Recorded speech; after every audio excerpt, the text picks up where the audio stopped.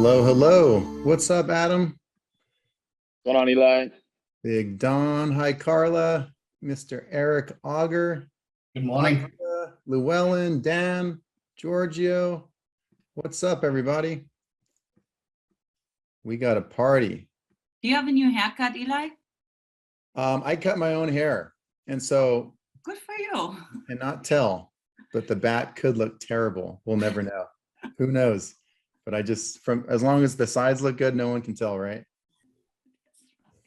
Yeah, I want a little bit shorter. During the whole COVID thing, when you weren't even allowed to like go to, hair salons, I had to practice. So a few times I've been cutting my own hair, but yeah, new haircut. All right, more people coming in. Today is going to be fun. A lot of the juicy stuff coming in today. Mr. Chris Flotton, how are you, sir? Double thumbs up. That's a good sign. All right, got Dan. This will be good. I wanted to start with just recapping some of the stuff because, as you know, Mr. Eli Wild, when he wants to teach, he really wants to always over deliver. And so there's been a lot. We went over a lot of stuff just in the first 2 days we taught, right? The first 2 weeks. Again, thank you so much. The Facebook group is amazing. So much really good content and feedback from everyone. Everyone sharing that they've listened to the call multiple times. And for me, when I've learned anything, whether it's sales training or I've done like the hypnosis training and certifications or NLP or anything, I always go through things multiple times too. And I notice I get a lot more out of it the second time. And one thing I thought about, because my job is to make sure you guys retain as much as possible, the way I take notes, I think it would be really helpful for you guys to understand a way that I take notes. One of the things that I'll do as I'm listening and something stands out to me, maybe it's just like a cool quote or just like a little frame where I go, oh, I never thought about that, making them feel more trust in myself or whatever it is. Don't sell the features, sell the future, right? A cool quote. I write it down. And then after I write it down, because if you're just listening to me, it's too fast to kind of write it down and put too much analysis. You're gonna lose stuff. So I just take notes like, oh, that was a cool thing. I want to watch that again later. So I write down that cool quote or that cool piece that I thought was really powerful. And then what I do, I make another column on like a spreadsheet. And then I write what I think it means. What does it mean? And how could I use it? So column number 1, write down what stands out to you guys. Like, that's a really powerful thing. I want to address that more. I want to learn more about it. I want to give it more time. That's column 1. Column 2, put some notes on it. Like, what does it mean? How can you use that thing? And then for column 3, and this is the most important column, column 3, reward it. Make it your own. Write down something that you heard, like don't sell the features, sell the future. And then reward that. And that's going to do something. The moment you have to reward it, it forces you to really think of the principle behind it. It forces you to really think of what it actually means. You're no longer just like copying someone's tactic, you're understanding the principle. And in sales, we talked about one of the most important things you need is to understand the why something works, so that if it doesn't work, you know that you can't move on. You have to ask the same question in a different way or stay at that same area. So that's a really important distinction. So as you guys take notes, that might be helpful. Write down the things that are standing out to you. When you rewatch the video a second time, you can get a little bit more context, take some notes. What's on column 2? Why it works, when can you use it? Notes around that quote. And then column 3, make it your own, reward it. Always reward it. Cool. All right. Big Ben Byrne in the comments says, that's awesome. Thank you. A couple more people still coming in. Let's do this. Eli Wild, unfortunately, is sick, so I'll be running today. Could I get an assistant to help let people in? Could someone raise their hand? I'll make you co-host to just let some people in. Let's see. Okay, Antia, thank you very much. I'm going to make you co-host. For you, Eli. You got it? Let's see. Okay, Zara, I'm going to throw you on co-host. If I find your name on here, there you are. And then just keep letting people in because people are still trickling in. Boom and boom. Perfect. Yeah, so Oliver, column one, just write down things that stand out to you because I'm going to go over some really cool things. Make a note. I want to, make a note for yourself. I want to readdress that. Write down the quote. Column two, think about like, when do you use, like, what's the utility? What's the use? That question or that frame or that thing, that's a tool. So write down on column two, like, why do you use that tool and when do you use that tool? And then column three, now that you have that information, reword it, make it your own. Okay, great. Cool. Let's do a quick little recap because we said each week would recap some of the stuff we talked about. The first thing we kind of went over day one, first few minutes is just what is NLP, the whole history of NLP. Basically, there's a bunch of definitions, but the best way to think of it is they just copied the most effective people in the world. That's the shortest way to explain it. They call it modeling, but they just looked at all the characteristics and the patterns and the behaviors of successful people, and they started naming things. And they go, oh, that's a power posture, or that's a certain power pause, or that's a tonality change, or notice how that person is speeding up when he talks and then he slows down there. In hypnosis, they call that a confusion pattern or whatever it is. They started naming all these really cool things. Once you have names to things, you can call upon them faster, right? Once you have names to things, you can study the subsystem. And so they were the first one to really create an effective system around not just, effective language, but there's uses in cells, there's uses in therapy to help other people. There's uses in therapy to help yourself. And the cool thing about NLP is they can do it in a rapid way. So there's a really fast ways to make these effective changes happen. And of course, now as data came out, there's some things that they did get wrong. And so we're not going to teach those things. We're only teaching you the best parts of NLP. And then we've obviously evolved it, added it to the sales world. So we'll teach you those things. But NLP was like a game changer, incredible for just the use of language and the ability to communicate in a better way. So we talked about that. The next thing we said, more than anything, like we can give you guys, and we will show you guys some really advanced stuff. Today, what I can do is I could even show you guys, there's multiple calls we'll show you guys over the weeks of me doing straight up hypnotic language patterns and someone saying, doesn't make sense for me to do it. 60 seconds later, I feel great about this. Let's do this. Sounds like unbelievable. I'll show you the exact call. It's really cool. We'll show you those things, but it won't make sense unless you understand the foundation. Again, there's no purpose of you trying to work on like an embedded command and doing some confusion pattern and, creating some gateway where it's going to like open people up to some Jedi mind trick if you don't understand like the basics of a framework. And so we went over the basics, and that was day one, and that was for a reason, right? Problem, go into their goal, cost of, consequence of them not signing up, all the stuff that you can find from any sales book. The Tony Robbins teaching Cost of Action 1980, Socratic selling, spin selling, teaching situation questions, problem awareness, so you need those, right? That framework is really important. But these people who are closing 80, 90%, they have that framework, but then they also have the more advanced stuff, which is the personality selling. Because you could say one thing to one person and this like metaphor works 70% of the time, but the other 30% of the time, it will absolutely turn someone off. So you shouldn't use the same tactics on each type of person. So after you understand the framework, which we talked about day one, there's personality selling. You start to notice there's a little bit different types of people. So today I'll show you guys a call that I'm on. And this person is highly intelligent driven. He talks about books that he's read. He's a scientist. Like that's his actual job. He's a scientist, right? So he's obviously a good test taker.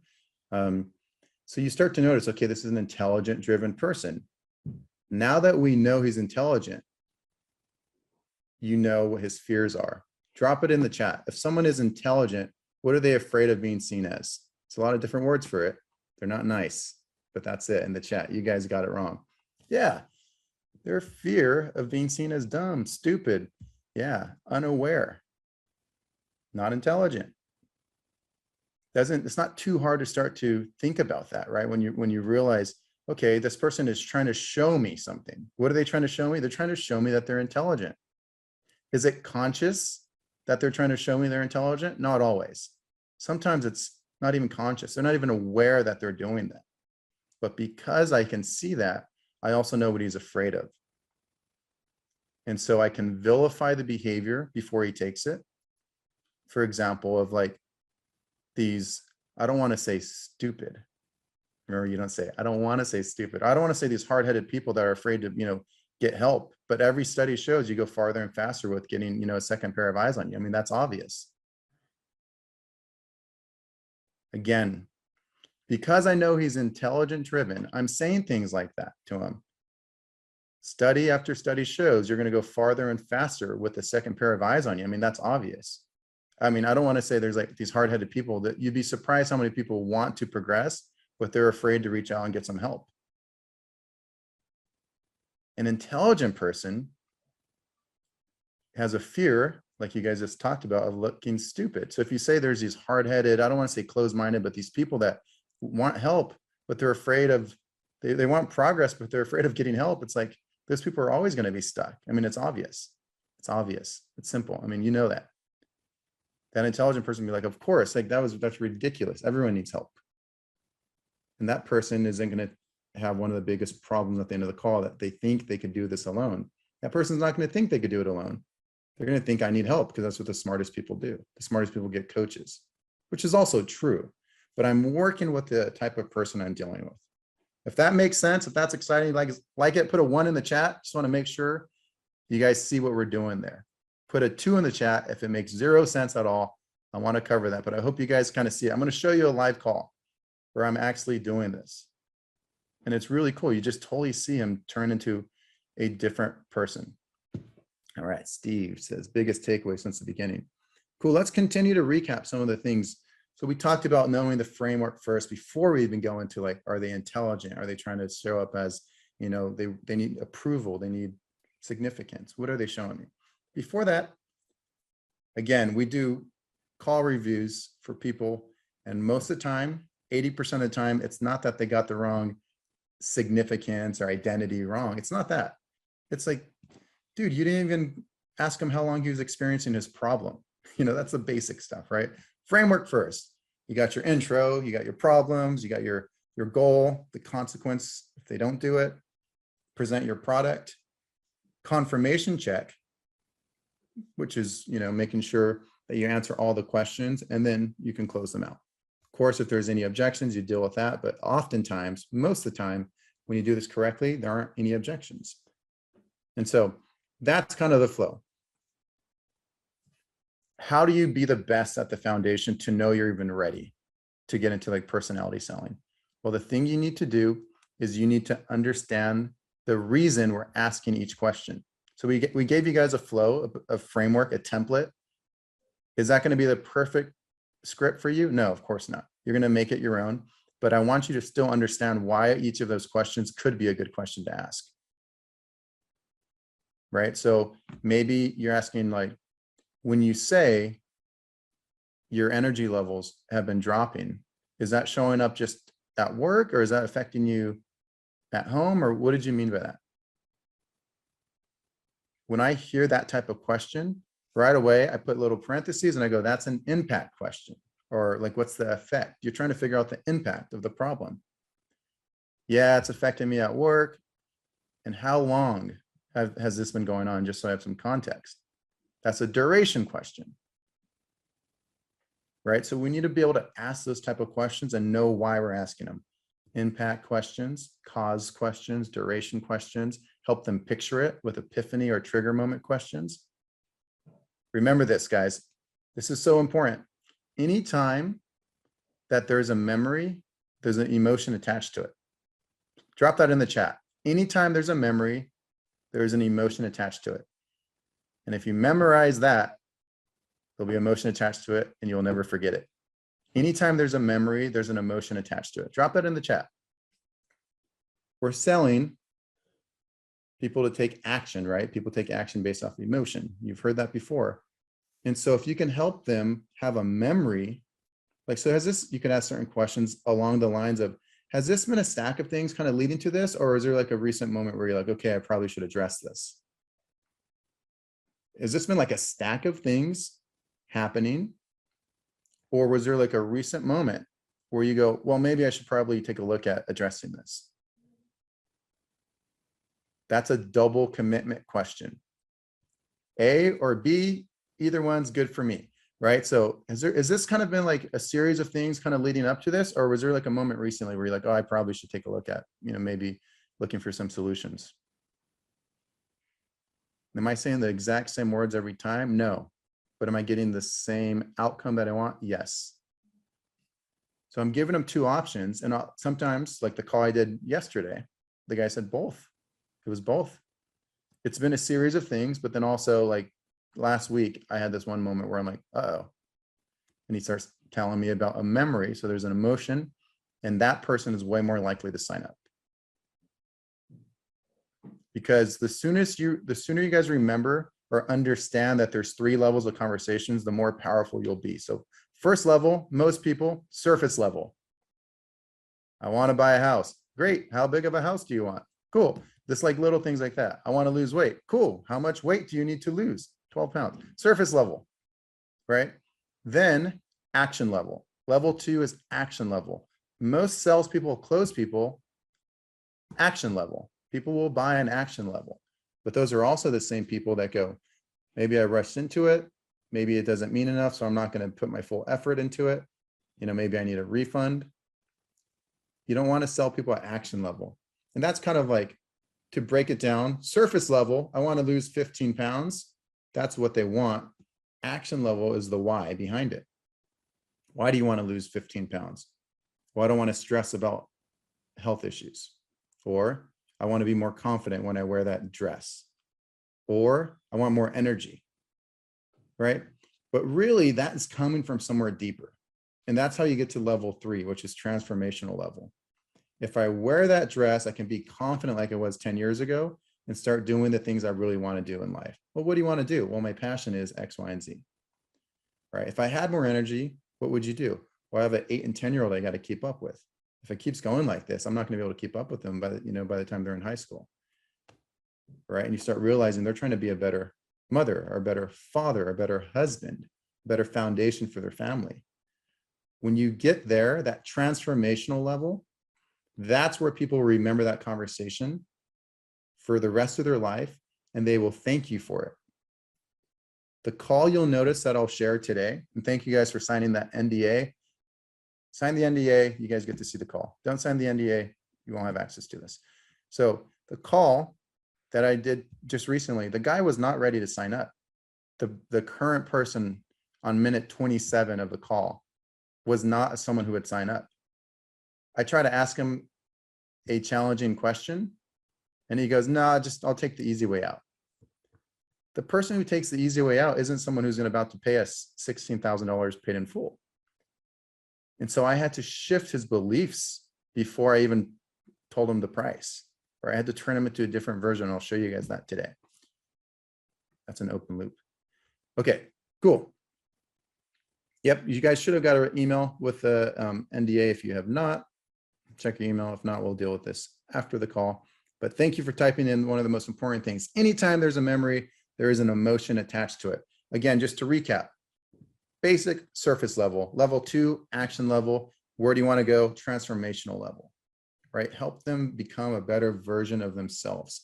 And so to sell at the transformational level, it kind of leads to the topic of the day. To sell at the transformational level, you need to talk to people at their belief system level, their identity level, and their purpose. Belief system level, next level up, their identity level, and only thing above that would be their purpose. Where do they fit in the grand scheme of things in their life? So where are these 3 things coming from? They're coming from something called the logical levels of change. The genius behind this was named Robert Dilts, studied with NLP creators Richard Bandler and Grinder. So what Robert Dilts did is he figured out there's kind of like 6 levels, and I'll go through them multiple times so you guys will remember this, but listen to this. There's 6 levels. The lowest level doesn't mean as much in the brain. The highest level means a lot. And so what Robert Dilts was able to do is he created what he called the logical levels, and tons of therapists started using it. Because what they realize is the higher conversation you have, the highest level, if you change someone at the higher levels, it automatically normally changes everything below it. Here's what I mean. The lowest levels of the 6 levels, environment and behaviors. Environment, behavior. Like environment, when I'm in Vegas, behavior, I drink too much. That seems to not mean as much. You're like, don't go to Vegas and, right? You fix the problem, boom, easy, right? Environment, behavior, right? But the next level is a little bit higher. That's capabilities. So if we break them into pairs on the bottom pair, environment, behavior. The next 2 pairs, which start meaning more, capabilities, and then above that, belief systems and values. Those are the same, belief systems and values. When you start speaking to people at this level, it starts meaning more. What's an example of this? Well, again, if someone says, whenever I'm with my friends, environment, I smoke cigarettes. Environment, behavior. We have to talk to them higher than that. Their skill level, like what are skills that we can do, or what are capabilities or drills or things that we could teach you to prevent that. That's a capability level. Or check this out, belief system. Why do you think that it's important to stop smoking? Well, I want to be a better role model for my kids. Well, what do you think a good leader would do? Well, here's what I believe the values of a good leader have.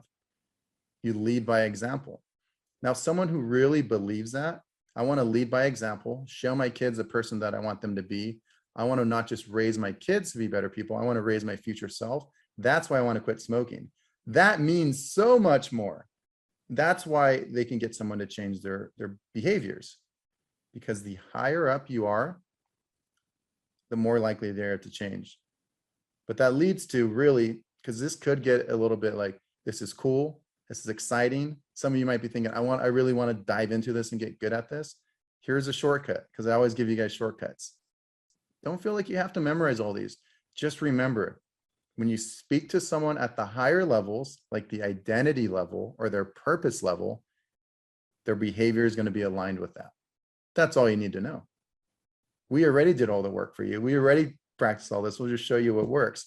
So above that is identity level. And the only thing that could be considered more important than the identity level is where that identity, that person, fits into the big puzzle. Right? If they feel like they're part of a bigger thing. I feel like I have a calling. I feel like I have a mission. I feel like I was put on this planet for something. I'm part of this movement. The more you can do that, the more they feel like you really lock them in at those higher levels, the more likely you are to take beliefs, right? One of the things on the call that I can share with you guys is this gentleman was saying he just wasn't opening up, right? He wasn't opening up. And he says he just wants to take the easy way out. But we'll talk about something really important in just a moment, which is how to pace somebody, the speed of a call. Now, when you're controlling the speed of the call and the direction of the call, it's really easy to deal with those, what some people would call resistant clients. I don't think of them as resistant, but some people would say that they just weren't open. That was a bad lead. This guy's not open on paper, but I use some speed and some pace, and I already had good rapport and congruency with him. All of a sudden, 2 questions later, he's telling me an extremely deep thing, that he has a fear of failure. So my job is to handle that fear of failure. Why? Because if someone who has a fear of failure, are they going to sign up with me? No, they're going to think they're going to fail. If they think, they're going to be too afraid to fail, and so they're not going to do it. So I have to shift that, and I have to reframe that, and I have to give him a different picture in his mind. So you guys will see exactly how I do that. But before I do that, I think here's what I don't want to happen. I don't want you guys to write down the exact script and think that's the answer, because it's not about the words so much as me understanding the type of person I'm dealing with and me understanding why people do what they do. People do things based off their identity. People have a need to stay consistent with who they believe they are. We've talked about that before. People have a need to stay consistent with who they believe they are. If I can help him tell me who he is and I'm just guiding him, I might be asking certain questions that lead to that. Then I can just show him, like, here's what those type of people typically do. And he's going to take on, because he's agreeing to that identity, he's agreeing to the belief systems, he's agreeing to the skills he needs to learn to be that person, and he's agreeing to the behavior he needs to take. Hopefully that is exciting and makes sense. Let me just check a couple of these comments. And one thing for me that's been really powerful, learn this stuff, write this down, take the notes, reword it, all that stuff we talked about, use it. And then 4 weeks later, rewatch some of these videos and it'll mean something totally different, because you'll be different. You'll have more experience. You'll understand things at a deeper level. And you're like, that's that moment. Oh, that's that moment. Right. So I think the replay value of this stuff can be very, very valuable for you guys. At least it has been for me when I've rewatched things a month later. Okay, cool. So let's talk about the state.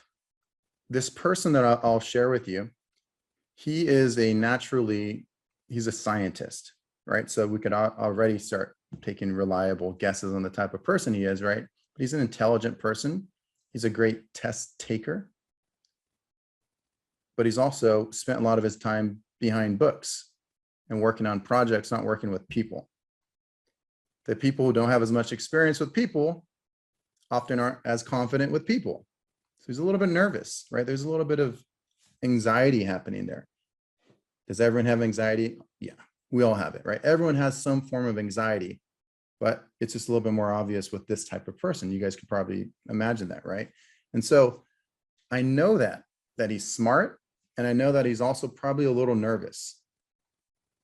So I need to put this person in what we talked about on week 2, a resourceful state. What are some things you would say to someone who's intelligent just to help them feel good as they're talking? Drop some in the chat. You guys might remember some from week 2, but you can make up your own too. What are some things you could say to an intelligent person just to help them feel relaxed? Yeah, that's smart. Smart move. Makes sense. Got it. Okay, so you've done some of the research. Oh, I love it. So you've read the books on this. Oh, cool. Yeah. Yeah. Oh, and so you already know that. I'm glad I don't need to convince you of it. Good. Now, I wouldn't quite say, like, I can tell I'm speaking to an intelligent man. How lucky am I? You know, it's like a little obvious right there, but it's just like, yeah, it makes sense, man. Totally. Got it. Right. You don't want to just be like very obvious and be like, I am so lucky to be speaking to such a proud, significant, intelligent person. How lucky am I? And they're like, that's a weirdo. You know, don't do that. But something along the lines of like, hey man, makes sense. Like, I totally agree. You'd be surprised how many people don't see it that way. Boom. And he's like, oh, I'm passing this test. This guy who likes to take tests, he was a little nervous. I help him feel like he's passing the test. Saying, you totally makes sense, man. You're saying the right things. A lot of people don't realize that. Boom. He's more relaxed. He's going to start becoming more open. Cool. All right. Good stuff in the comments. You guys get the game. Now, I'll show you him opening up right now, but I think one thing that'll be really interesting is to think, what do you have to do to each type of person to open them up a little bit? Because sometimes people are a little quiet. You're not getting them to open up enough. There's 2 things that you guys can do to open people up more. One is pacing, meaning you control the speed of the call. And number 2 is saying certain things that are proven to open up people.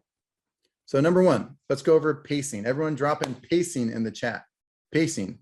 There's 39 people in the room. That means 38 people should say pacing.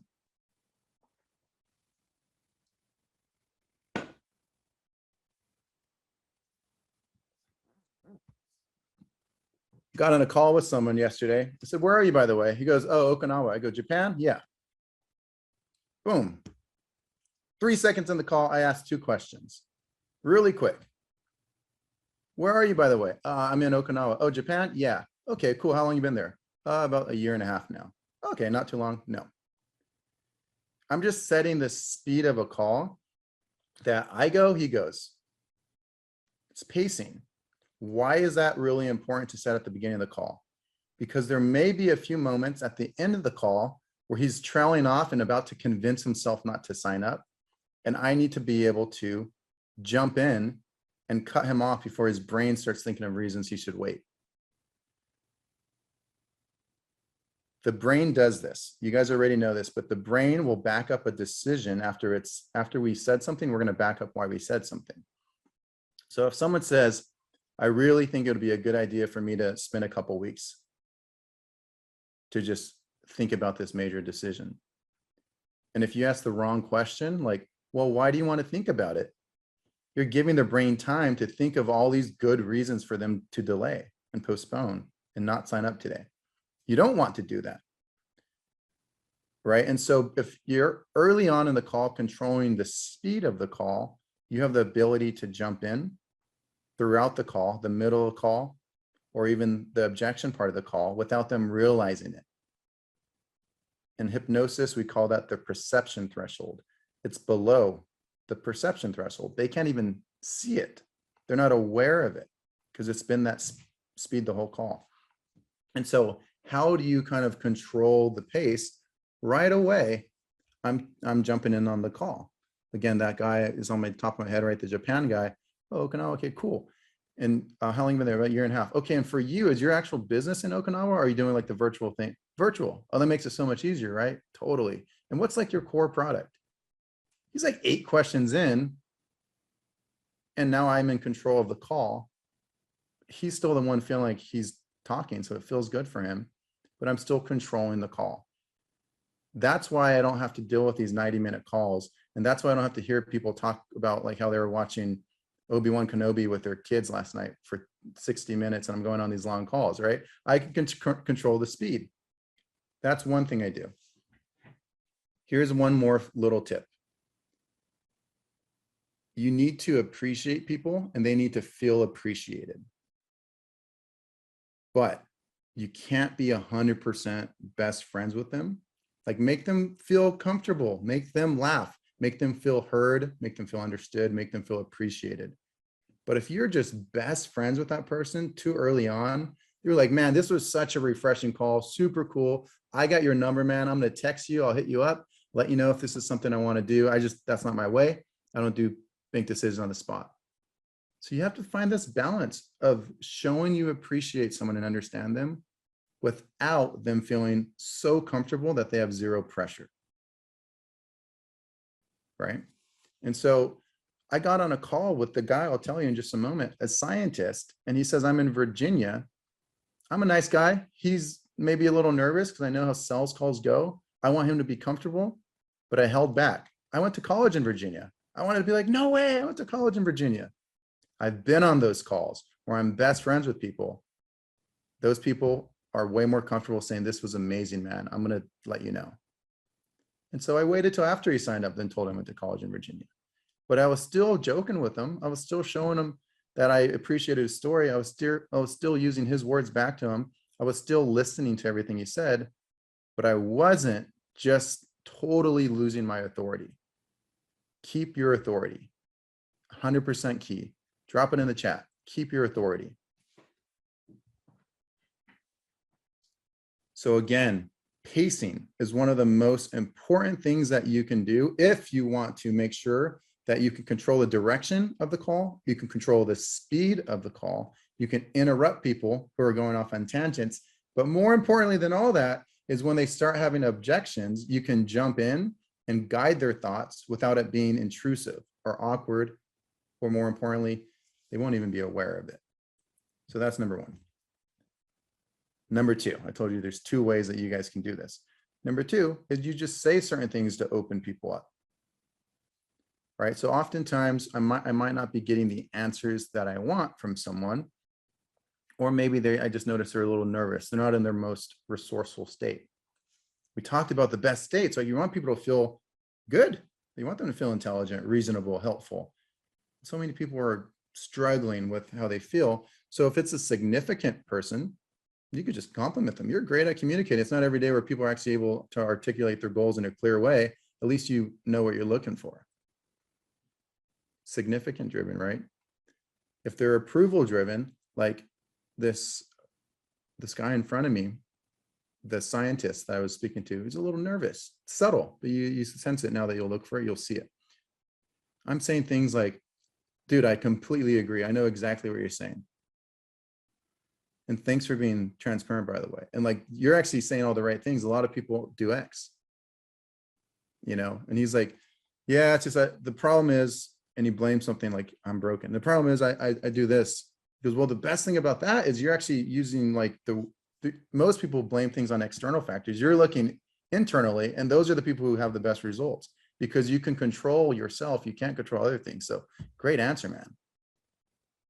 This is all true, by the way. The things I'm saying are all true, but I'm kind of putting them in a more resourceful state where he starts getting more comfortable and you see him smiling more and you see him relaxing more, right? So that's like an approval person. Someone wants to be kind of that group accepted. They're talking about all the programs that they've been in, the community, how much they liked working with people. They like having peers. They like being on the journey of other people around them. They play team sports, like all those group acceptance people. You could say things like, and thank you for sharing that. Like all the best people in the community, you know, that are getting the best results are the people who are open to communicating. Obviously you can't help people in the group unless they actually are asking for help. So thank you for being open, by the way. I guess though, for you, like at what point did you think you might even be open to getting some help? You're gonna get a really good answer there because of how you pre-framed it towards that type of person. Again, like last time, I'll get you guys some of these, you know, bits and scripts. And you're happy about it. That's awesome to have it, but also think about it and try to create your own. Like, how would you talk to someone who really wants to be seen as strong and powerful? Someone dropped that in the chat earlier, the word strength. Like some people want to be seen as strong. They don't want to show any weakness, right? So you could, what's the fear? What's the fear of someone who wants to be seen as strong and powerful? What are they afraid of? They're afraid of being seen as weak. They're afraid of being seen as helpless. It's obviously it's the antonym, right? The not strong, right? And so they want to be seen as powerful, and a powerful person is not afraid, right? And so when you say stuff like, at least you know your goals, man, you'd be surprised how many people are afraid to open up. Like obviously all the top people, the people who win are people who have coaches. Like every single one of my mentors has a mentor. Like all the top people know that. Like, but some people, again, do you notice the word? Some people are afraid of looking for help, and those people will never succeed. It's quick, but I'm vilifying the behavior of these people who are afraid that don't succeed. Why? Because they don't get help. That type of person is going to be like, I need help. Because I'm not afraid, that's for sure. Right? So there's positive ways that can win over week 2 on how to encourage the type of people in front of you. And then there's the negative way where you vilify the behavior. Using the word afraid would be considered the negative way. You guys like it? You guys like it? Good stuff, dropping good stuff. If you guys are enjoying this, and then I see some fire in the chat, good stuff, cool. Now I will show you guys, ooh, a muy bueno, maybe a misspelling, I don't know, unless it's a different language, but muy bueno, I like it. Cool. I'll show you guys a couple of these things that are happening. Now, the best way is for me to show probably 30 to 60 seconds of the call and for us to break it down, because there's going to be some more advanced stuff happening here. Let me go to a call. Open this up.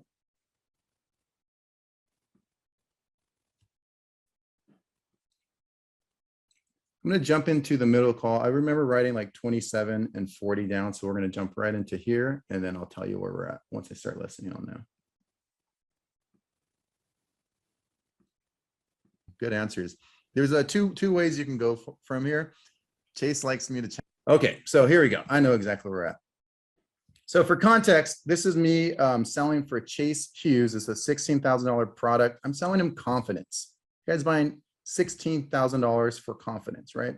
So many of us have like a return on investment, which is so much easier to sell. Like this guy's not making the money back. He's getting just a different future, right? But again, that's the best people. They don't sell the features, they sell the future. So I'm selling this guy some confidence and he's going to get like amazing results from it. This guy is, if you notice right at the beginning of the call, right away, I'm like, I just said something like, you're saying the right things or good stuff. I'm like encouraging that behavior of him opening up to me subtly. It's not really obvious. Like, I'm so glad I can speak to an intelligent person. So lucky. Like, it's not weird, but it's subtle. You need to be able to ask hard questions.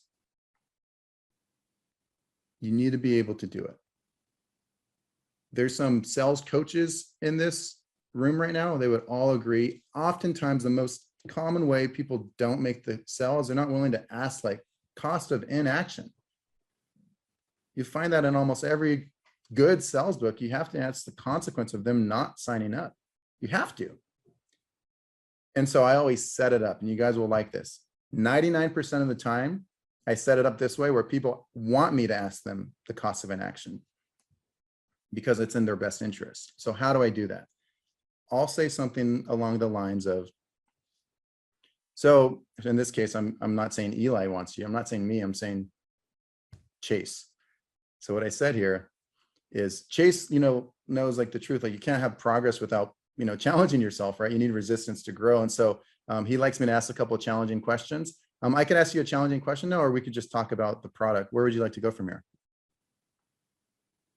What are you going to answer there? Challenge me. Ask me the hard questions, because that's what Chase wants. That's how you grow. You can't have progress without that. All right, I set it up. I've done it like 99 times. 99 times who are like, challenge me. This was the first time someone said no.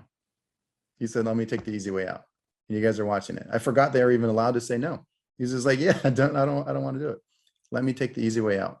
But notice, because I had such a good pace, remember that word pace. I had such a good pace where I ask a question, he answers, that even though he says no, and softly redirect, challenge people a little bit. So sometimes he goes, ask a couple of challenging questions.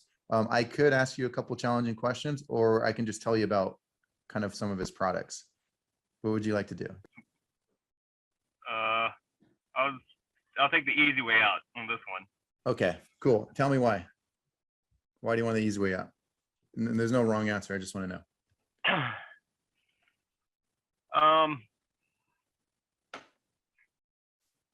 Yeah, I don't know. Like I said, the people thing, like. Mm-hmm. He's about to open up now. I'm still getting the same outcome. If you guys remember earlier, I said one of the best skills a good salesperson has is the ability to re-ask the same questions in different ways to make sure he gets the outcome he wants, right? It didn't work.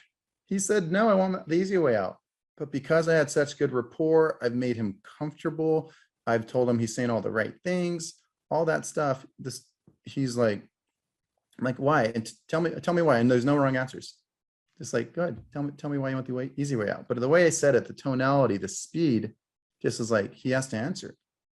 And now he's going to open up about the deeper levels of his problems, like the drivers, right? That transformational level. And what you notice right now, his words, he says, I kind of feel like it's like a job interview, but you've made me comfortable. And that's exactly what I want. I want him to feel like he's almost applying to work with us, but I'm also making him feel comfortable. So let's go onward. It definitely feels a little bit like a job interview. You've made me feel comfortable, but Totally. I also, I'm sure you picked up, like I have I don't like failing at things. Like I really put in a lot of work not to have that happen. And, part of the reason I'm here is because like that has worked. That's been very, but it's kind of like over time, it's losing its effectiveness a little bit. The whole like fear of failure thing. Yeah. Because I'm getting more fear He's going into the cost of inaction now. Things are getting worse. Over time, it's not working the same it used to work. He's starting to tell me like, here's the negative things that will happen in my future if I don't get this fixed.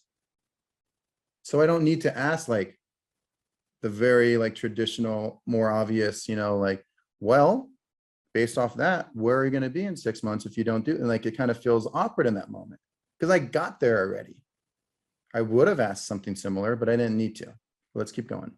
Even though I'm not failing, it's like the fear has kind of grown exponentially rather than, I was able to use it for so long. Like that was my like, okay, if you don't ace this test, you're going to fail out and everyone's going to hate you.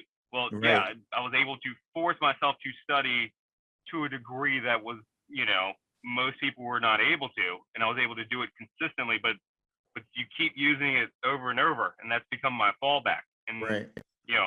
I definitely found a couple times, in the last year or so where like, I've gotten more fear than I think was warranted by the situation.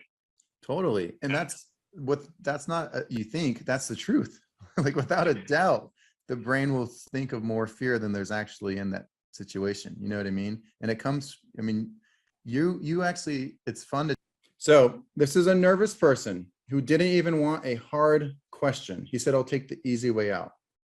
He is, that moment right there, what did he just do? He opened up more than he normally opened up, right? He went further than he normally went further. Anytime there's someone in front of you that can help you talk to you a little bit further, anytime you have a salesperson that you go a little further with, they're automatically going to assume your authority just because by nature you actually went further with them, right? You help them change what they saw in their head. You change the image in their head.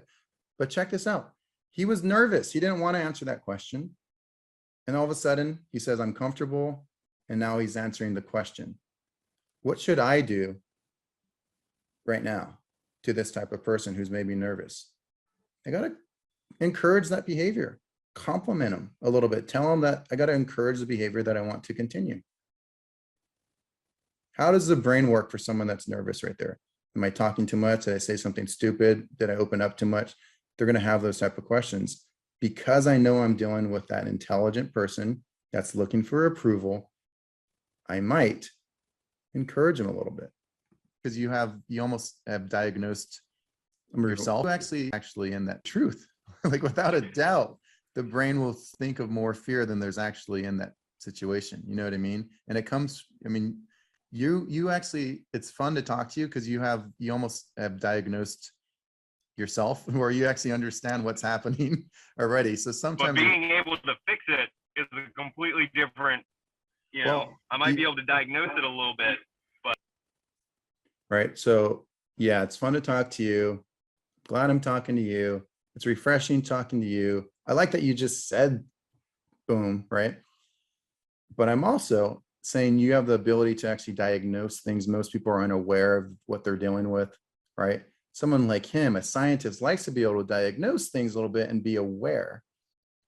And so that just is a small thing. Don't think of it so much as like, how do you speak to just an intelligent person? Just think of this. Here's the most simple thing to remember. When people on the other side of the call are behaving in a way that's good for you, you should probably encourage it. That's it. He opened up, you should encourage it. Now check this out. This is where I close this person. He tells me in this moment, if we just rewind just a little bit, I say, you actually have a good awareness of what you're struggling with. And he goes, yeah, but I don't know how to fix it. And so where you actually understand what's happening already. So sometimes. But being able to fix it is a completely different, I might be able to diagnose it a little bit, but yeah. Do you want some help? I can give you some honest, direct, 100% feedback. There's 3 things that we talk about, and you just mentioned one of them, but the 3 things that stop people from getting the goal that you want is fear of failure, which you mentioned, fear of winning, because some people actually don't want, they're afraid, like, if I have this, what's next, all this pressure. So fear of failure, fear of winning, And then the third is fear of moving now. So many people have in their mind, they know the truth. Notice his head nods, right? If we're into the body language, which we'll go into deeper in the few weeks coming up. Notice his head nods. Notice my teeth growling at him like a lion. No, don't look at my teeth. But that's a weird, let me move that on, right? This, that's better for you guys. Okay, so notice this real quick. This is someone who I got to encourage, right? He says he definitely needs help. And now I'm telling him, and everything I'm saying is 100% true, but he just says he has a fear of failure and that he wants some help. So now I'm just doing like these 3 tips that will change your world. If you do these 3 things, your life, you're gonna have the life you want. And I'm selling this to this guy. He's just said he wants help. That's called the illusion of control. He asked me to coach him, so now I have the right to coach him. He asked me to help him. He said, definitely. He asked me to help him. And so now anything I say, it's because he asked for it. He's going to be compliant and suggestible to anything I say. And I tell him there's 3 things preventing you from having success. And one of them is what he just said is his problem, fear of failure. I also say fear of winning, and then fear of moving now. Why am I saying that? Because I don't want him to say, this sounds amazing, but I want to sign up in a week from now, or in 2 months, or after I come back from my trip to the Bahamas or whatever. I don't want that. And so I have to show him like the 3 things you need to do if you really want to have success are those 3 things. And by the way, it's 100% true. We all have those: fear of winning, failure, and moving now. But because he asked to be coached, I could say it in that moment and pre-handle all these objections. You guys kind of see what I'm doing? Antia, what are your thoughts on that? Yeah, so what I wrote down is you basically also take away the concerns that he could have later on. So you're basically dancing with concerns upstream. So Yeah. you take kind of like the wind out of his sails. And I thought it was brilliant that he actually now convinces you. Yeah. I can't believe it when I saw that. I'm like, he's convincing you now, because he was like, no, I don't want Bingo. this challenging question. And now, like, no, but do you don't understand? I actually need help, right? Because I can analyze it, but I can't solve it. So 100%. And Wow. it goes like, you'll see it even more. So Antia called it, she like, it's a totally different person, right? The person a minute ago with the fear of failure doesn't sign up. We're at minute 29:58. Check this out. Check this out. Sure. So fear of failure, fear of winning, and then the third is fear of moving now.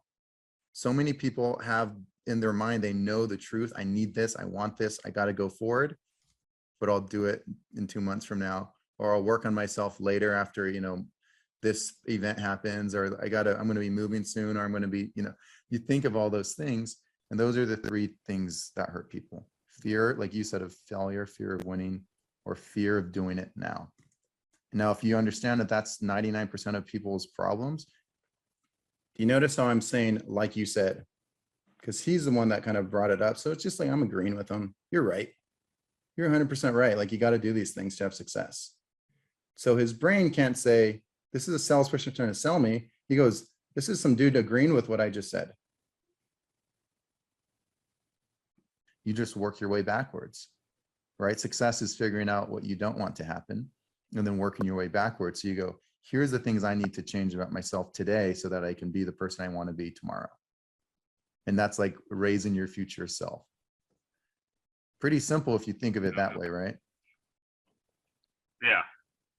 But the fear of failure is a true thing, because if you're afraid of failure, the problem is your mind is going to create what failure means. Because a coach, I could be your coach, or Chase could be your coach. That's why you hire mentors and coaches and programs, right? Like every study shows, you go farther and you go faster with support. That's of course the truth. But if you think anytime someone gives you feedback, you're failing, you're not going to learn all this stuff as fast, right? But if you think of every time maybe I'm giving you feedback, you're like, this is effing awesome. Like, this is more tools that I can use to help not just your family, but like there are people below you, your team and all this stuff, yourself. If you think of it that way, it becomes exciting. So it all comes around your perspective of receiving. Do you see how it's the same thing? You're still getting feedback, but one way you can see positive and one way you could see like, I hate feeling like I'm failing. What are your thoughts on that? Yeah, and perspective is really interesting because Bingo. if it's Just what Antia, so we're pausing it now, just what Antia just said. Now he's teaching me. He's the new version of himself. In just this moment, he doesn't have this fear of failure. Now he's teaching me how important having the right perspective is. Check this out. so to learn something is to fail over and over again at, so if I'm trying to Yes, you know, yes. memorize the ellipsis manual, there's lots of failure involved. It does not bother me in the least bit. Right. Actually spurs it on. The second it's a person, Yeah. Right. Boom. Now that person in front of me will sign up. The person 2 minutes ago wasn't in the right state to sign up because he fails at everything. He's afraid he's going to fail. So he's not going to take risk. And you could see the state change in his speed, his hand movements, his head nodding, his tonality. He's a different version of himself. And that's what a lot of NLP is, these reframes, making people see things slightly differently. But I did it in a way that lowered his defensive thinking. What does that mean where I lowered his defensive thinking? I didn't create resistance. There's no, in psychology, call that reactance. I didn't create that because it's in agreement mode. You guys typed that in last week, type it in again, agreement mode. I'm saying things like, you're right, like you said, so many people have this fear of failure, X, Y, Z. Like you said, you're right. Here's some thoughts on it. And so it's like I'm agreeing with him. So he can't even filter like, should I agree with this? Because he said it. It was his idea. Right? That person signs up. That person will sign up. Let's talk about that just briefly. And then next week, I'll show you something really cool. He's in. He says he's in, but he says $16,000 is a lot of money. It is for a lot of people. He says it's a lot of money, even after we did like a really great call. He still said, this is $16,000 a lot of money. Like my wife is normally the one who makes these type of calls. This just seems like a lot. And so I do a couple quick reframes that I'll show you guys next week. And what he does is now he's like, he's in. I handled the fear. I knew it was a fear objection. So I reframed the fear a little bit with some confusion patterns maybe. And I reframe it, make him a little bit more relaxed. And then I say, we could break it up into installments. Would that be easier? You guys know that question already. If we broke it up into installments, would that be easier? What's the answer? Yes. Not if we did it that way. Are you ready to take the plunge? It's not scary. There's no plunge. Are you ready to do it today? They're like, I want to think about it. All right. So if we were to break it up into installments, would that be easier? You guys know that. You've heard that one before. But check this out. Because I handled his fear, he says $6,000 a lot. Because I handled his fear and I said, well, we could break it up into installments. Would that be easier? He goes, you know what? I'll just pay. I'm going to pay the whole thing. Let's just do it. And he paid in full because I turned him into the person who's not afraid of failure, because I helped him upgrade into a better version of himself. So that's the best thing to remember. True sales isn't trying to stump someone. It's not trying to get their credit card. It's helping them become a new, better version of themselves. If you can help them become a better person, they will remember you for life. If you can help them, give them the perspective of what winners have, help them, make this shift on the call, those are the people who sign up. So it's not like your job isn't to figure out if that person is qualified in front of you. It's to help them qualify themselves. This guy is going to have his life changed, and he wouldn't if I didn't try to help guide him a little bit there, right? So hopefully you guys are seeing the importance of that. I'm helping him shift his belief systems around fear, which makes him a different identity. And when I do those things, earlier in the call too, he's mentioned that he has a 3-year-old and a baby on the way. So it's not just that he wants to learn some skills for himself, but he wants to be able to be a better leader because he's a manager. So now I'm helping him at work, I'm helping him as a father, and I'm helping him be the person he wants to be. People will pay $100,000 for that. Where if I was just trying to sell him 4 hours of Kajabi programs and modules, no one would pay $16,000 for that. So stop selling the features and sell the future, right? You have to shift them to be a better version. Hopefully this is helpful. What are some aha moments, some things that stand out? If you guys can, hit the reaction button, raise your hand. I'd love to hear from you guys. And then we can go from there. But what are some aha moments, things that stand out? Oliver.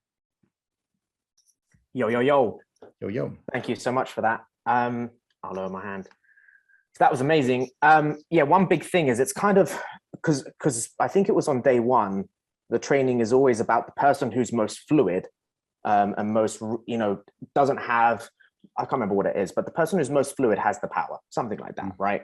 Certain. And this just, what you said here is just another thing that you can put into your tool belt, kind of like a radar.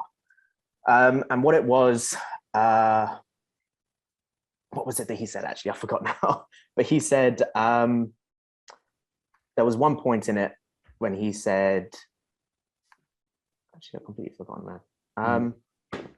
But there was one point in there which you just doubled down on for what it was. I completely forgot. There was one moment where he said something interesting. He said, Yeah. I think I might be overthinking things and making them bigger than they are. And I called him out right away, but it was quick and it was in a fun tonality. I'm like, it's not just that you think, that's the truth. Yeah, that was And one what's of them as really, well. if you listen to the creator of NLP, Grinder, and then this guy Bandler. Bandler was a stage guy that was actually on stage changing people's lives in like 8 minutes. It's crazy. He did something similar where he calls people out. Like the guy, he's asked someone on stage and the guy has like this big fear of being in a relationship again because he was cheated on in the past. And Bandler asked the guy a question and he says like, what are you working on to improve your life? And the guy goes, well, I'm trying to do X, Y, and Z. And he goes, you're trying? If you're trying to close a door, that means that door didn't close. Like it's just like quick little call someone out and then reframe. And the person like, right. I mean, I do need to work on this. It's the same exact thing, right? But I'm not stealing the tactic. I'm stealing the principle. I'm understanding why that works. He's like, in my case, the guy in front of me, Oliver, was saying, I think I might be experiencing a bigger problem than actually is real. I'm like, it's not that you think, that's the truth. And that thing is really key, right? Because I'm not being aggressive. I'm not slapping him around, but I'm helping guide him to the truth, which it is the truth, Fun stuff, right? Cool. Antia. So one for me was the personality selling, because Yeah. I have had like all my scripts, but I was never like, oh, the emphasis is actually on afraid, or the emphasis is actually on community because he's a connector, or she's a connector, or she's about significance. So like using just like one word, literally one word, like one verb, right? That's different, but it's going to speak to them specifically. So that's like definitely like, putting more intention into like which identity I'm dealing with. And it makes sense to me now because I just learned from other sales coaches to ask the why, but I never really knew why. So like it doesn't have like the oomph behind it.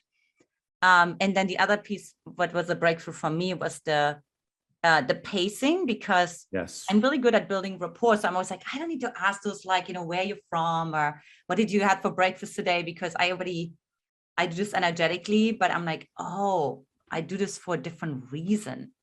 I do this so that the energy, because that's true. And the offer, my energy shifts, my pacing shifts. Yeah. And so how can I create this frame throughout? And then the last piece was how to not be like, oh my God, I went to this university too. That's so me, to be actually like, me too. Okay, zip the lip, SDFU, wait until the end of the call. And then you can tell her, go Bears, because I went to UC Berkeley too, or something like that, right? It's me too. I mean, so what Antje is talking about is earlier at the very beginning of the call, I mentioned the start of that call that you guys just listened to. The guy said he's in Virginia. I went to college in Virginia. The friend Eli wants to be like, no way. I went to college in Virginia. We probably know the same people. Let's look each other up on Facebook, all that stuff. How many mutual friends do you have? Oh my God. Like, no, that person is going to be too comfortable and he's not going to even want me to help him on this. He's not going to want to see me as authority and shift his beliefs for best friends. And so I have to kind of take that space that I'm a caring, confident coach that has a solution. And if you take it that way, you can still be connected, rapport, congruent with that person, but also guide them like a leader would. At the end of the call, and this is crucial, so make sure you guys, if you're taking notes, you might want to write this one down. I don't get any refunds anymore. And because we always work our way backwards. A lot of success in business comes from figuring out what you don't want to happen and working your way backwards. Right after I closed him, right, 16K, I'll pay the whole thing. I said, we talked about a few things that will help you just on, working with teams. We talked about a bunch of things that can help you just overall. I'm curious though, to know what for you are you most excited about? We went over a few things today. It was a fun call, but for you, like what parts are you most excited about? I'm curious. And I get him to tell me what he's most excited about. Why? Because if someone just paid $16,000, they start doing math because there's a void. Something's missing. Something's missing. A gap. Something. They lost something. They lost $16,000. When you lose something, you start thinking about like, oh, here's what I could have done with that. I could have bought a car. I could have put that towards my kids' college in 15 years. All those things, right? And so I need to fill that void with something positive. So I get him to tell me why he's excited. But check this out. When we did that with some of our companies that made like, say we had like 5% refunds. Now that went to like 2.5% refunds. Like it stopped a bunch of refunds and it eliminated 100% of people saying this was a bad decision. But there are still some people that would say like, Eli, this was amazing. I'm so excited about your program, but I didn't even think about it. Now that I'm looking at my schedule, dude, I'm swamped. I'm booked and I'm traveling next month. If you could you do me just a quick refund and I'll start again in like 2 or 3 months? And so people weren't saying it was a bad decision. They were saying it was too early of a decision. So that's where we created the second question. And I want you guys to write this down. What I did was my second question was, I love it. And I love that you're excited. But I'm curious. So why did you decide to do this now? Obviously it's a good choice, but why did you do this now instead of waiting like 3 months or 6 months? And I get them to tell me why they did it now instead of waiting 3 months, 6 months. And so now his brain knows why he's excited and he made a good decision and why he didn't delay because he said it, not me. And now we have no refunds, right? Because I'm getting them to tell me why they made a good decision. That fills the void. There's no buyer's remorse and those people will sign up. Let me see. I could share it with you guys. Let's see. If you guys got 5 minutes, drop in 5 in the chat. If you have 5 minutes, drop in 5 in the chat and I will share that part of the call with you just as I close out. That could be helpful, I think, for some of us to see it. And then as I pull that up, Mr. Eric Auger, you're up. Hey, so yeah, a lot of revelations today, and as I was listening to you, I was thinking to myself, okay, how do I remember all these things so that when I'm in the situation, I'm actually in the moment and I know how to recall all these things. And it basically reminded me of 6 months ago when I was on a call with someone and that guy totally framed me. It just dawned on me right now. And I made a 10,000, a decision that's worth like tens of thousands of dollars within 20 minutes. And so what I come to realize is that, the marketing side of things is to, define the problem for the person better than they can define it and hit that solutions. But the phone call is really on creating that identity. That guy said when I got on the phone with him, I was eager to tell him everything that I had already done. And he was listening and he was nodding, He let me speak. And after 10 minutes, he looked at me and he says, I can tell you where early spot. And I just took it all, hook and sinker. So now I know how the progression works. I can, all I have to do is recall that moment. And you'll get faster at it too. which is so cool. Like, I think step one is understanding that this world And it- exists. Right? Step one is understanding, okay, there's this world of people that can do this. And then now that you know it exists, step two is like reflecting on conversations and you go, maybe I could have done it there. Mhm. And then step three is actually doing it, going for it and trying it. And that's where you're at. So that's the game. And it's really cool because I think what a lot of you will realize is this isn't just sales, this is life. Like this is how you communicate. This is the better way of being an effective communicator. If you want to help people, this is it. You learn to speak to a little bit of different people in different ways. And that guy wouldn't have asked for my help or been even listened to me earlier in the call if I didn't guide him and like, make sense, man. Study after study shows, I agree, totally good. Right, so really important stuff there. Giorgio, you're up, sir. Yeah, thank you. So I want to share one thing and ask a question related to that. The way the sales process I used to sales in, we run the sales call. Then I wasn't making the offer. We're directing them to see basically a webinar with a sales offer, right? Mhm. But anyway, everything I'm learning makes absolute sense, and I'm realizing a lot of things that I was doing, why they were so effective, and basically my last question before having them actually be presented with the offer, I say, so listen, we spoke for a while, and one other thing, sorry, they used to fill out a questionnaire, so I had some background information from them. So one of the question was, why not just stay where you are right now? So basically custom and action, stuff like that. And I Great question. keep on that question. What I actually would say is, so listen, I see it on the questionnaire, you said this and that, but what I truly want to understand is what makes you feel confident that right now is really the right time for you to do something about it, Mhm. about your goals, and that's where they usually open up a lot. And I used to validate them and say, oh, I love what I'm hearing. That's fantastic. I really think you're ready to watch what we have for you. Now, again, it used to work very well. So I wanted to share that question. What makes you feel confident that right now is the right time for you to do something? It's super powerful. Yeah. But the question is, would you still ask the question, because I think it's very similar, after they buy? The one, why did you decide to do it now, not 3 months or 6 months from now? Would you get the second confirmation, even if you already asked basically the same question before they decide to buy? After you got them to buy, this is what happens to their brain. The moment they've given you their credit card, their identity changes. They're no longer a prospect. They're thinking, I'm now a buyer. And so I need to get my investment and value from you. And so their filters aren't there anymore. So I would ask it again. I wouldn't be afraid to ask it again. Maybe rephrase it. Don't say, why are you confident you made the right decision now? The exact same way, but you could still get it. Like, and one of the best parts of my job is kind of seeing like why people, obviously you made the right decision, but I'd love to hear from you. Like, why is this something you didn't want to wait like another 2 years to do, or whatever you want, change it up. And it's just going to help them feel a little bit more confident. Okay. By the way, they don't remember all the questions from the big, Sure. right? And because it's Sure. happening so quick. The world, your offense is way better than their defense, right? But once they bought, you have so much freedom at that point. Make it relaxed, doesn't need to feel salesy, but you just like, and one thing that's fun for me to ask, because I mean, obviously it was a great decision, but I like to know, like, why is this something you didn't keep putting off for 6 months? Okay, cool. Thank you. Yeah, Love of course. Llewellyn, you're up. Two quick ones actually. Pacing, just like Anita, massive for me because I've always been quite curious in the relationship between mouth to decision making, right?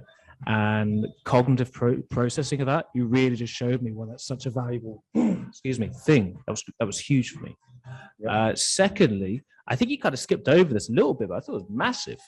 The personalization of you using those 3 fear factors, right? Those are universal. Who are those people with those 3 fear things? I am. You are. Like everyone here, 100% is.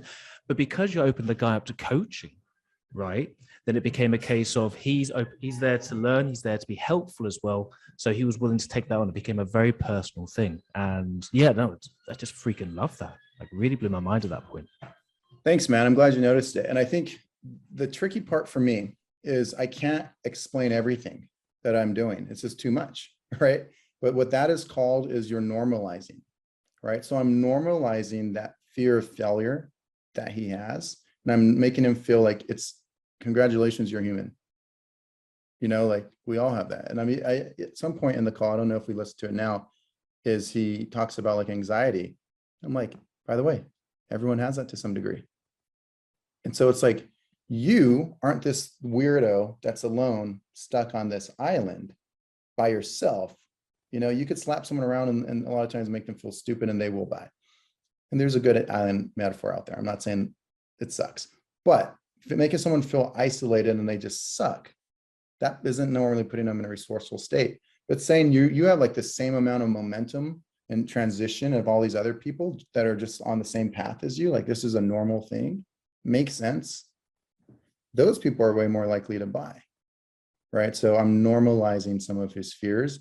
Why? Because that person is nervous. He's anxious. He's questioning himself. So I need to make him feel comfortable.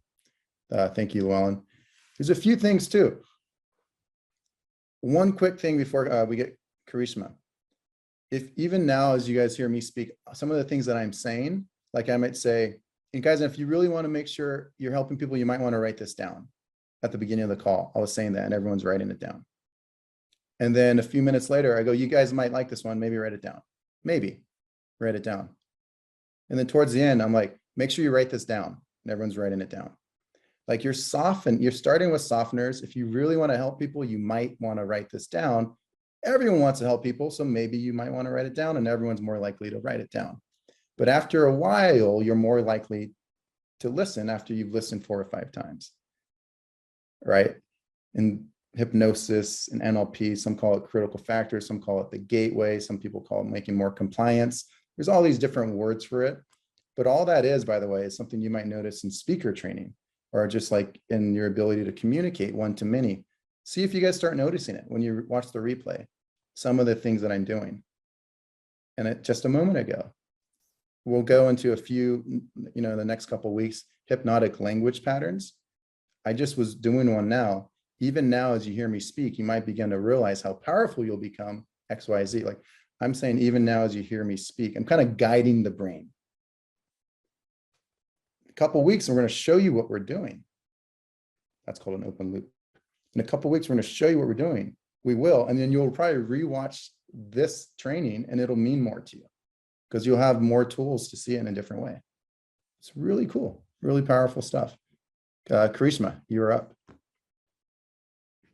Hi, that was awesome. Thank you for everything. So I had a question, I was thinking about like the pacing, and that's something I've struggled with the last couple of years, pretty good close rate. And one thing is I do mindset coaching for entrepreneurs. They really open up to me, the people that, whether or not they end up buying, they open up to me. There's like tears shed, like people open up all their shit and they share it with me, which is awesome. They don't always buy. And one thing that I struggle with is keeping the call time tight. So I guess like I'm trying to figure out if I move the pace faster, will I still be able to get that same depth of rapport and connection and vulnerability? If I move the pace faster, I tend to talk fast naturally, but in that environment, I'm kind of like, they're sharing their stuff. I'm letting them share what is the ramifications of fear and all the things that I want to get out and basically use to sell them into my program. So I'm curious what your thoughts are. Yeah, the answer to your question, what Karishma is pretty much asking is like, you want people to open up. And so you want them to talk. But also, how do you keep these short calls and control the call and the pace at the same time? Here's the distinction. I still get people to open up a lot more than they ever have. I still get that, but it's on my terms, right? I know the path in which the spots that they're supposed to open up. I can control that. And I'm also, because I have that pace, I can interrupt and go deeper when I want to, because I'll have conversations and I'll listen to call reviews and someone might say, I mean, it all started when I hurt my knee, and at the same time, there's a bunch of shit happening because my dad got hurt. So I'm taking care of my dad, and so it affected my work. And now here I am like 3 months later, and it's affecting my relationship. I'm like, that was 4 problems that he just went over. But because you don't have control of the call, and this person's just ranting, they went through 4 problems. Now what do you have to do? You have to choose one. And it's this awkward thing where you're trying to like remember it and stay present, and you're just not in control. Right? But by me having that control where I'm jumping in, it's really natural where they go, yeah, it's a super frustrating. I hurt my knee, so I had that injury. That is frustrating, man. So what happened with the knee? Okay, and then did that have any effect on you outside of just physically? Oh man, I went through depression because my dad. Oh, I didn't know about that. Thank you for sharing. What happened with your father, if I could ask?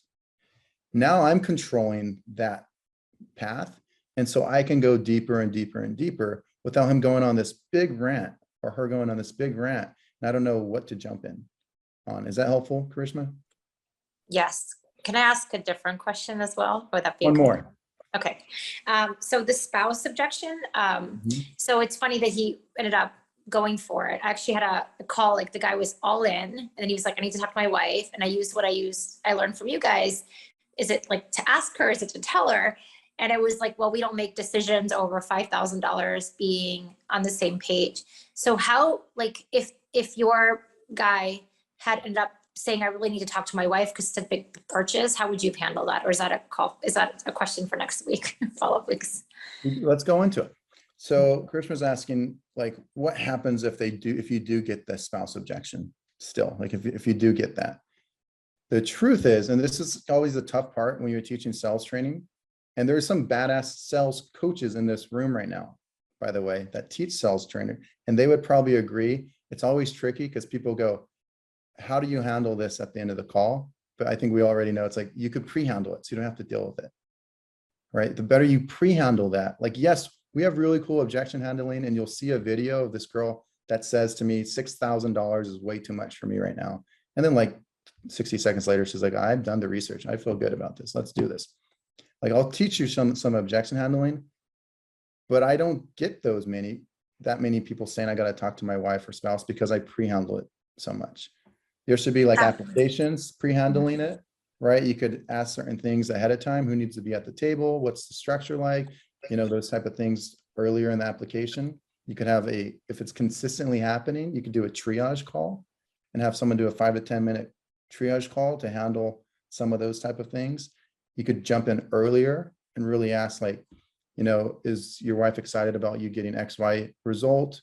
Or is this a secret surprise thing? Those type of things, and really lock that in early, and you're not going to get them as much. That's the answer 95% of the time. People like the 5% question, like, how do you handle it when it does happen?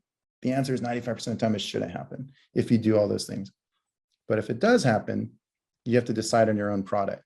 Do you want to have a downsell? Do you want to have a payment plan? Do you want to have a down payment option? If you have those, you could do that.